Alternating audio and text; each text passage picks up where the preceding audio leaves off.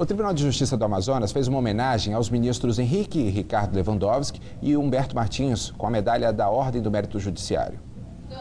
A solenidade de entrega da medalha da Ordem do Mérito Judiciário ocorreu no auditório desembargador Arthur Vigílio do Carmo Ribeiro.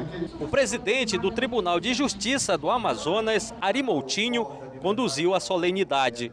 A medalha do Mérito Judiciário é a mais alta honraria do Poder Judiciário amazonense. E ela hoje tem um significado muito maior porque está homenageando grandes personalidades do mundo jurídico.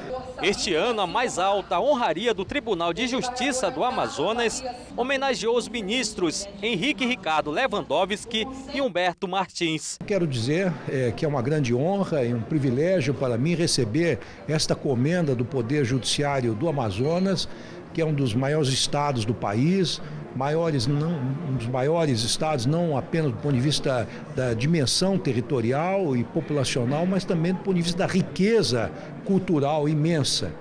E é um judiciário sui generis, porque ele trata de questões que não são habitualmente tratadas em outros estados do país, em outras jurisdições.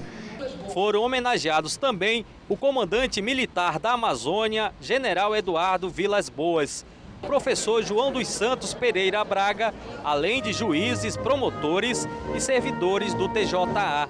É uma comenda de alta relevância que me deixa muito honrado e eu interpreto como sendo, na verdade, um reconhecimento não ao meu trabalho pessoal, mas assim ao trabalho do Exército na Amazônia e a cooperação estreita que nós temos com a Justiça do Amazonas aqui, que já é histórica. Estiveram presentes na solenidade autoridades civis, militares, amigos e familiares dos homenageados.